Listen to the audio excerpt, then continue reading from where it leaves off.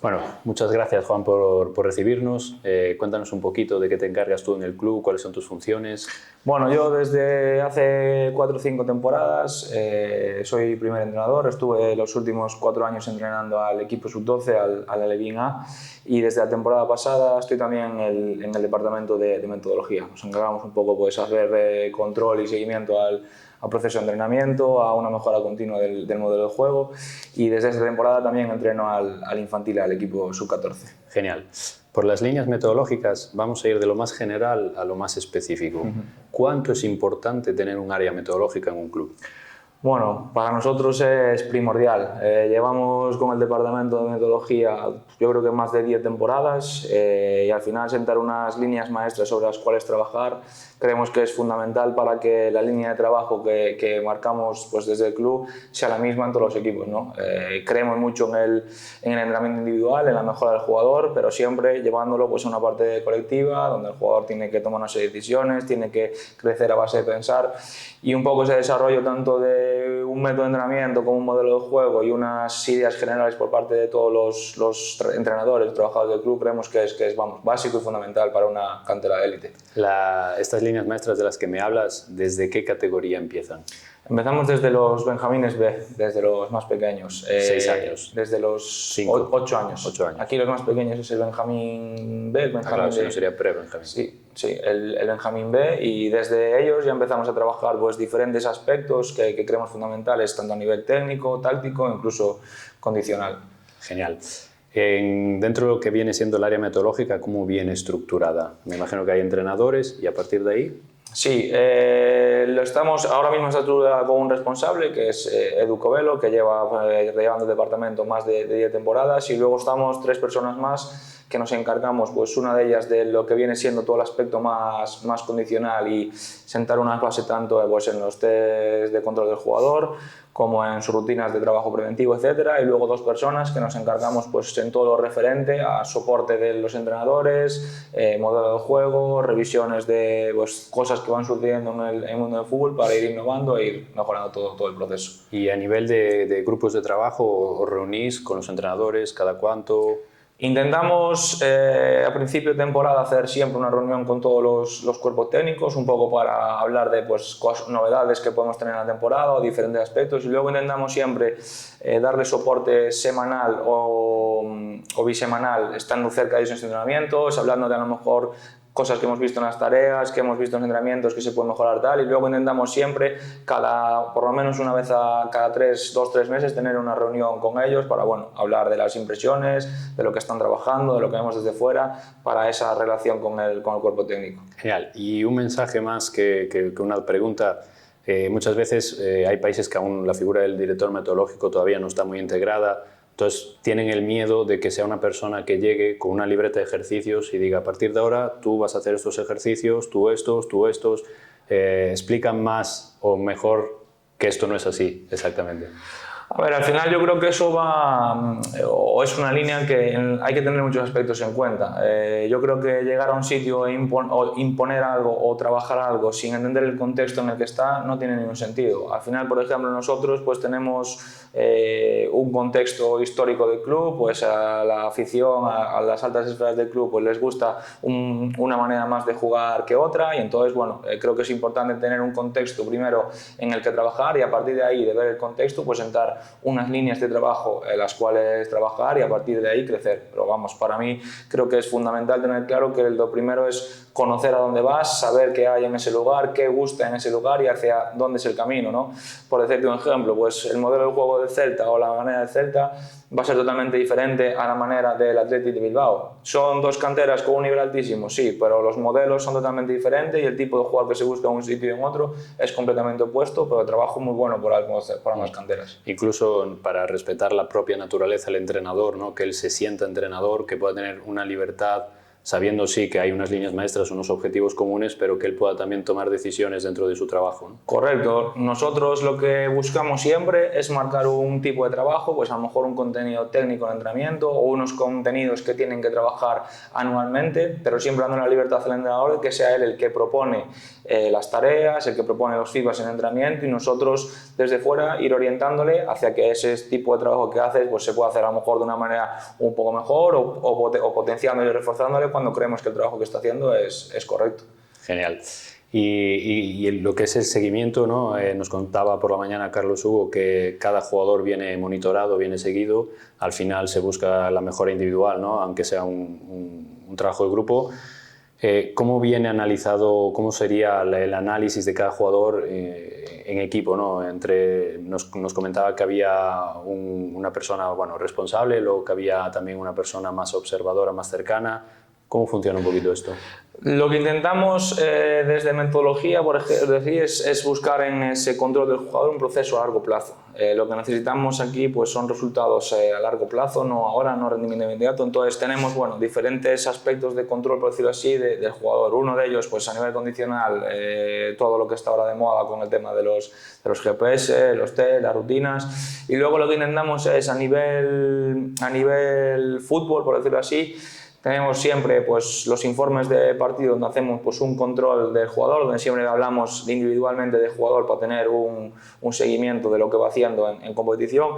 Y luego lo que también tenemos es una herramienta que llamamos la rueda de rendimiento, que viene siendo una evaluación de los diferentes ítems donde nosotros creemos que el jugador tiene que destacar en función del puesto específico, y lo que hacemos con eso es siempre potenciar y mejorar algún aspecto de esa rueda.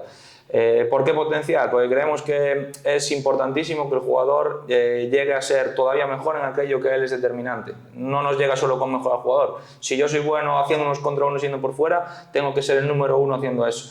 Entonces por eso buscamos potenciar y que luego llegar a unos mínimos en cuanto a mejora, para que el jugador cumpla unos mínimos en todas las demandas que requiere su posición. Todo lo que hacemos con eso es un poco a través de unas evaluaciones de cuerpo técnico, con el jugador y con ayuda del departamento de metodología, en una serie de reuniones que hacemos, establecemos unas líneas de trabajo, unos objetivos a marcar, y vamos haciendo un control de cómo va evolucionando ese jugador a lo largo de la temporada en esos ítems. Cuando vemos que llega un momento que en algunos de los ítems ya es lo suficientemente mejorado o potenciado, pues buscamos otro aspecto de mejora continua del futbolista. Hablábamos también de la importancia de los instrumentos, ¿no? Que hoy por hoy podemos tener a disposición. Tú los has mencionado, los GPS, las cámaras, los softwares, el criterio de cada profesional, ¿no? ¿Cuánto es importante rodearte de lo que puede construir y no verlo, sin embargo, como una amenaza? Pues muchas veces está el escéptico, ¿no? De yo los datos no los necesito. No se trata tampoco de los datos lo son todo, pero también nos pueden ayudar, ¿no? Sin ninguna duda. Al final, cualquier información para tomar decisiones o para hacer crecer al futbolista es válida. Nosotros desde hace varias temporadas tenemos pues, cámaras fijas en instalación que le permiten al entrenador tener un control continuo del entrenamiento, de poner vídeos constantemente a los jugadores, y al final ahí es una cosa muy buena porque el vídeo nunca miente. El jugador siempre te puede decir, no, yo eso no tal, pero el vídeo siempre está ahí, ¿no?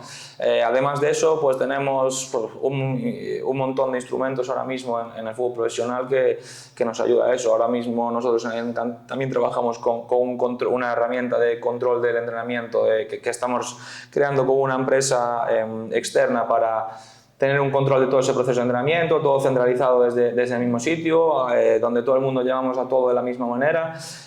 Pues eso, ya no solo herramientas de gestión, vídeo, GPS, pues todo aquello que pueda ayudar a mejorar el futbolista, incluso tablas rebotadoras que salen de un color, de otro, bueno, todo lo que sea aplicar la tecnología a intentar que el jugador sea mejor, vamos, creo que es un avance espectacular en el mundo del fútbol. ¿Cuánto puede ser a nivel didáctico importante trabajar con la imagen? Como decías tú, el vídeo nunca miente. Para nosotros es fundamental, y sobre todo desde edades tempranas hasta los mayores, porque a veces pensamos que solo el jugador mayor lo entiende, pero hay muchos niños pequeños que lo primero les encanta verse en vídeo en los partidos. Es mucho más fácil de llegar a ellos cuando se lo enseñas con una imagen, porque como dice el refrán, una imagen vale más que 1000 palabras, y sobre todo porque es válido para infinidad de cosas, no solo a lo mejor con cortes de vídeo, sino a lo mejor una imagen de otro partido de un jugador que ha hecho algo bien, que yo lo estoy explicando a un jugador, de una tarea de entrenamiento, pues infinidad de cosas que se puede hacer con ellos. y que vamos, al final ya no es solo que la utilicemos o nos gusta a nosotros, sino que llega un momento que el propio jugador ya es el que te demanda, oye, hoy no vamos a hacer vídeo, oye, ¿cuándo me vas a mandar un vídeo? Entonces, vamos, creo que es una herramienta básica y fantástica para los pequeños. Sí, en esto me gustaría hacer una reflexión, ¿no? Porque una vez me encontré en un congreso muy parecido a lo que hacéis con Celta Lab, ¿no? Donde había una empresa de software que presentaba su producto y era basado mucho sea en análisis de datos como en videoanálisis, ¿no? Y mucha duda o mucho miedo que tenían muchos responsables de algunos clubes que habían venido a visitar el evento, tenían ese miedo de usar la herramienta para juzgar o criticar a los más pequeñitos, ¿no?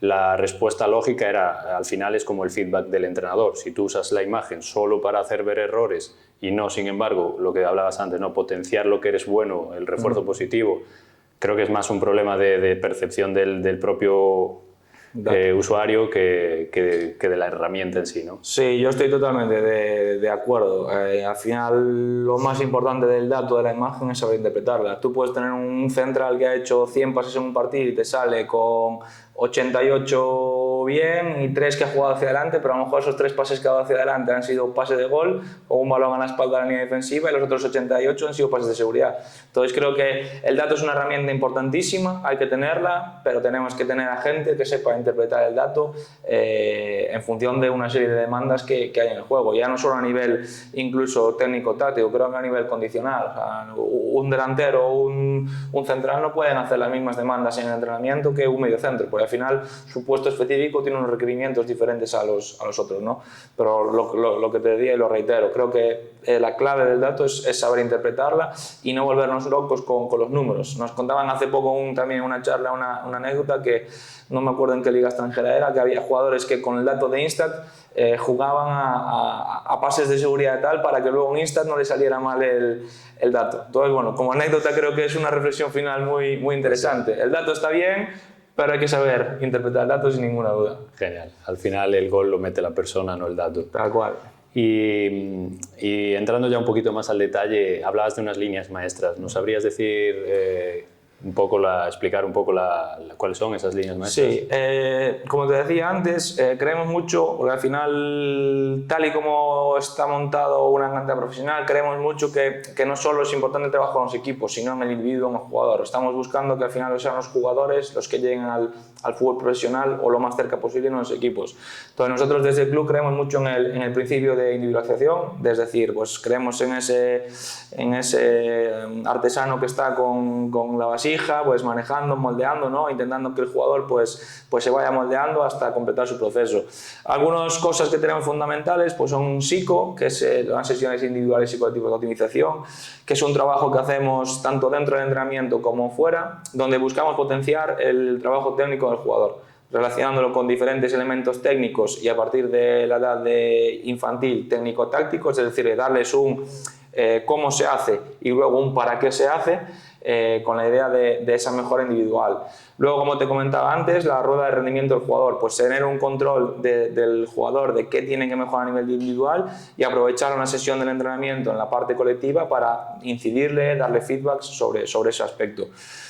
Otra línea maestra que tenemos fundamental es la gamificación, que es un proceso que hacemos mediante juegos con los niños para trabajar el uso de la pierna menos hábil, que al final pues hoy en día en el fútbol profesional es fundamental manejar las dos piernas y es algo que les encanta porque a través de hacer juegos con la pierna menos hábil, como darla al larguero, como llevarla con una pierna y con la otra, pues ellos luego consiguen un código QR que con el móvil tienen que hacer un jueguito interactivo de cosas del club y tal y conseguir un código y bueno, es algo que les encanta.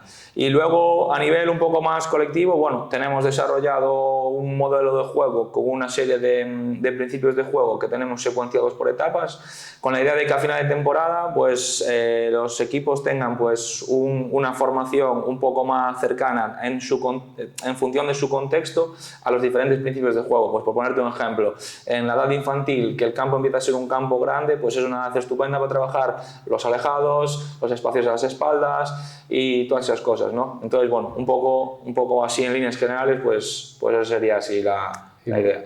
Genial. Digamos que en el proceso de crecimiento de los chicos pasan por diferentes fases, ¿no? En base a sus características, sus fases sensibles. Hay saltos, hay ciertos saltos en ese proceso que suelen ser ya por naturaleza bastante altos, como el salto del fútbol 8 al fútbol 11, o incluso ya en cuanto a desarrollo estructural, o incluso de juveniles a filial, de filial al primer equipo. En base a la metodología, ¿cómo buscáis que esa transición sea lo más dulce posible?